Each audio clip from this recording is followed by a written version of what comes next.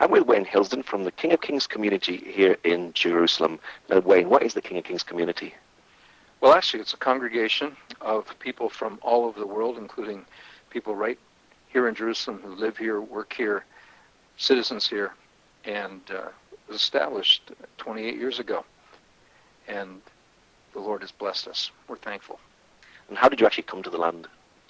Well, back in 1981, my wife and I were on vacation near Toronto, Canada. We're actually Canadians. And we stopped at a church on a Sunday morning as we were headed north of Toronto.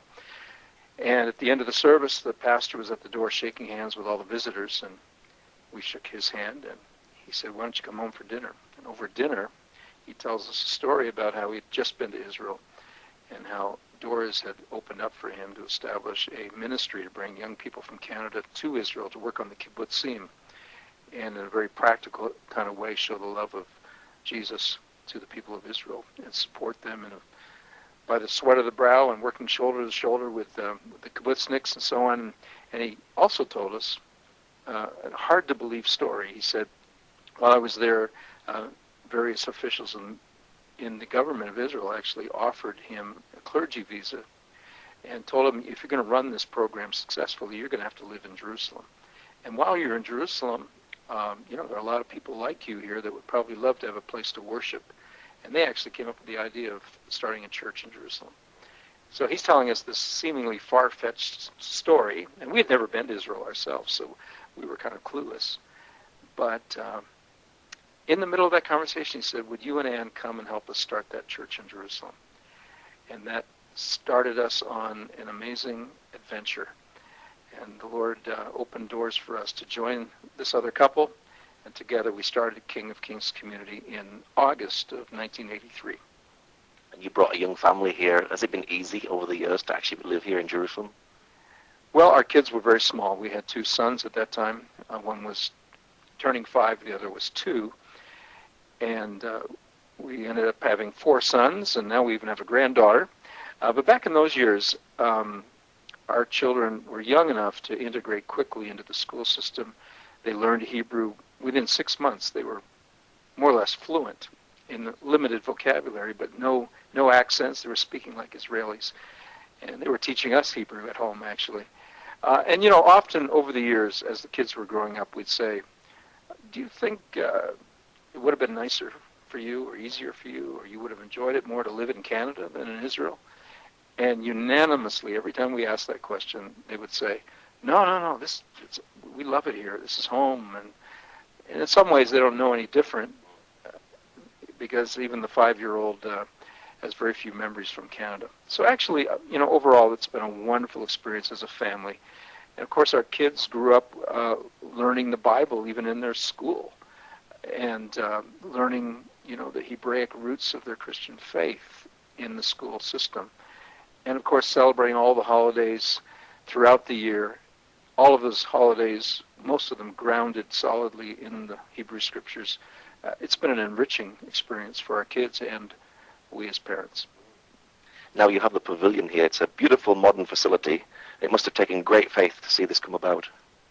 For 22 years we rented the YMCA concert hall on King David Street. And it's a beautiful building as well. But it was a rented facility, and often we'd show up at the service and discover that things were not quite in order. And, it was difficult to get classrooms for our children for Sunday school activities and so on. And we just realized that we came to a point where if we were going to expand our work and be able to have some sense of control over our future, we'd need our own facilities. And the Lord really, I think, downloaded us a gift of faith to believe that we could do that. And even though we didn't have much money, we began a campaign to raise the funds to build a worship center. What we found was an old beat-up movie theater, a cinema, in the heart of Jerusalem that had been sitting empty for 11 years collecting dust. And we went in there to look at it, and there was no electricity, so we had to go in with flashlights. And the Lord gave us the eyes of faith to believe that this shrine to Hollywood could be a temple of praise to the Lord. And we set up by faith, signed a contract, and promised the owners we'd have the money in their hands, and the Lord miraculously provided finances to get that project started. And it took a major, major overhaul to reshape and renew that cinema. And today, as you said, it's a beautiful place. And it's strategically located right on the main street of Jerusalem, right in the downtown core. Couldn't ask for a better location. Do you feel like God actually taught you faith during this time? Absolutely. I mean, I felt like we had to step out of the boat like Peter. And at times we felt like we were drowning. But the Lord always reached out his hand and kept us afloat. And we saw incredible miracles along the way, financial miracles, as well as other challenges that we faced, bureaucratic challenges, trying to build something in Jerusalem with all of the, dealing with City Hall and all of those sorts of things. But we saw the hand of the Lord at work, and we knew it was him all along. And we realized also that prayer was the key to see a breakthrough in the development of the pavilion. So we had a prayer team that would walk around this shopping center where the pavilion is located, claim it for the kingdom, and prayed into every challenge that we had along the way. And we saw breakthroughs moment by moment. Now, I've heard that people have said that they won't have conferences here in Jerusalem because there's such a spiritual battle. Has it been a spiritual battle for you having a congregation here in Jerusalem? There's certainly been a spiritual battle. And of course, Satan is the one who wants to take the throne of Jerusalem. He wants to take the place of Jesus, the Messiah, on the throne of the world. And he knows Jerusalem is the key place from which God is going to rule the nations. And so he is fighting. And so we have those principalities and powers that work against the work of God. And we know that, but I can tell you this, that you don't get victories without battles. You don't have a testimony worth telling unless you see a breakthrough and that you're an overcomer. And so if we hadn't had these challenges, if the enemy wasn't working against us, we wouldn't see the miraculous hand of God that we do see. Now, you're right in the center of Jerusalem in a shopping mall. What do your neighbors actually think of this? Over the years, our neighbors have watched us function here, and I think we've brought some blessing to the building. In fact, a number of shopkeepers have acknowledged that and thanked us for what we've done here. And, of course, they see our people coming to our services, coming to conferences, concerts, and so on. They're getting business from our people. The restaurants are getting customers. And so I think that overall there's been just a welcoming of the shopkeepers in the building. Now, on the 14th floor, you have a prayer tower with 24-hour prayer. Is this something that's really developed in the city over the years, 24-hour prayer? Yeah. The first prayer house ever to be established was established by Tom Hess up on the Mount of Olives, and I think that's over 20 years ago. And Tom really pioneered that. In fact, he was one of the pioneers, really, of the whole movement of prayer houses around the world. And we thought, well, it's great, Tom's doing it, let him do it.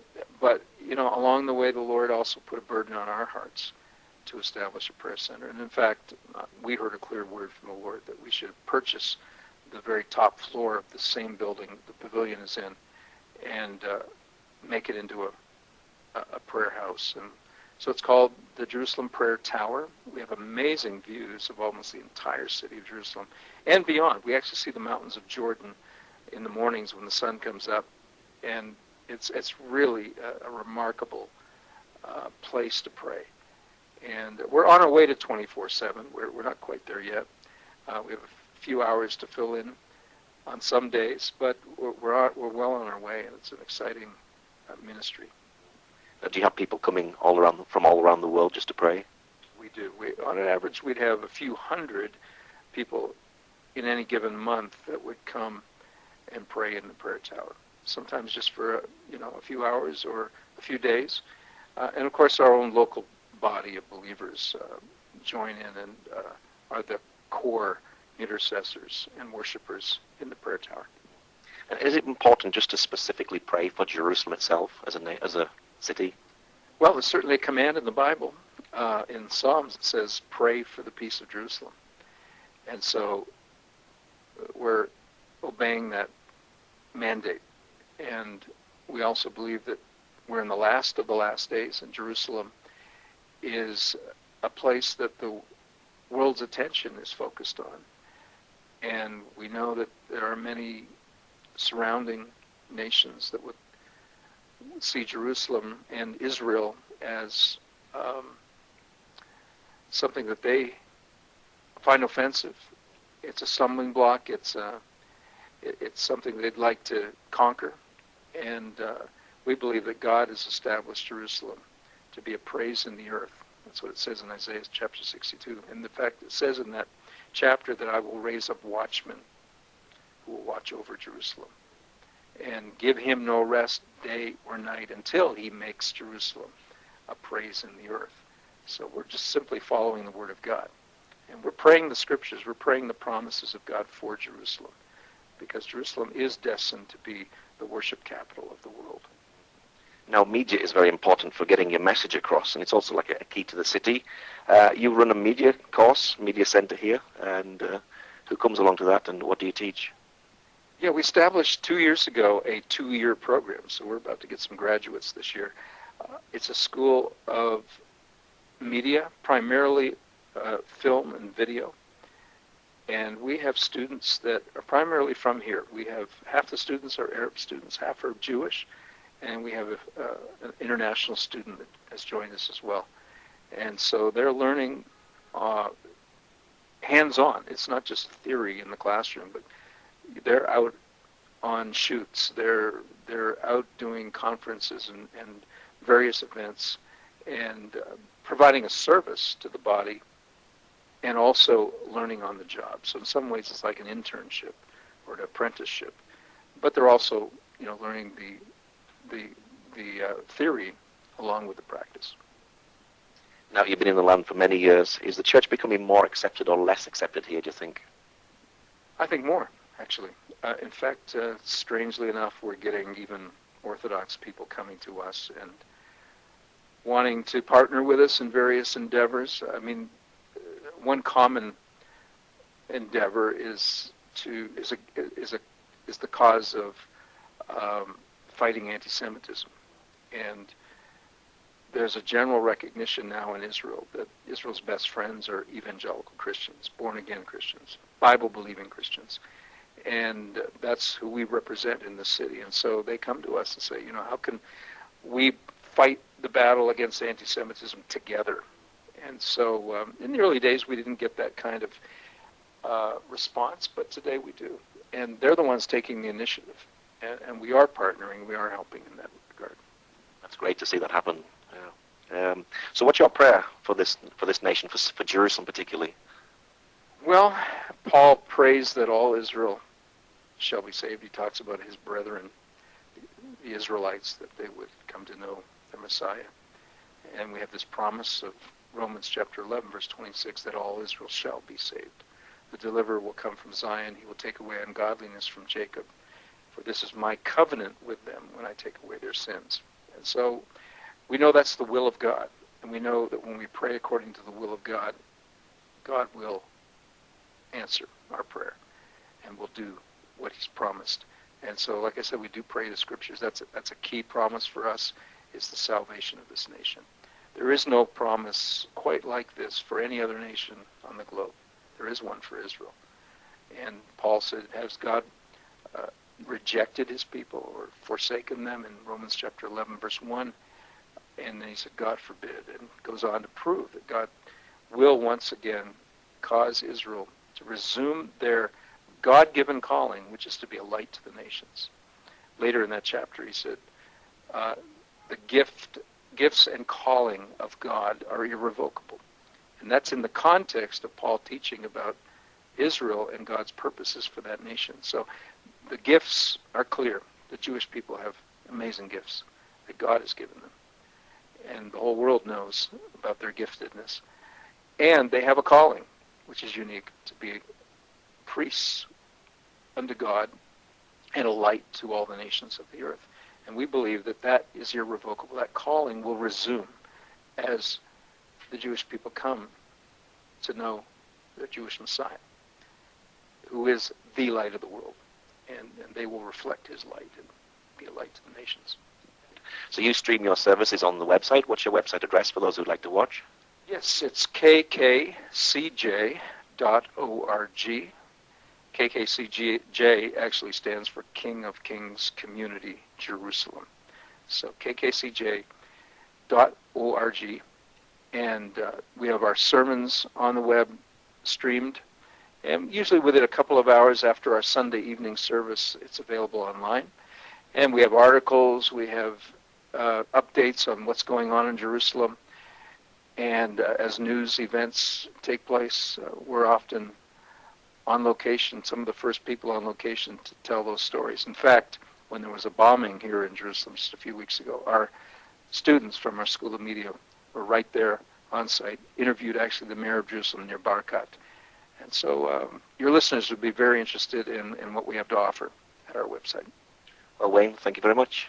Thank you. Shalom.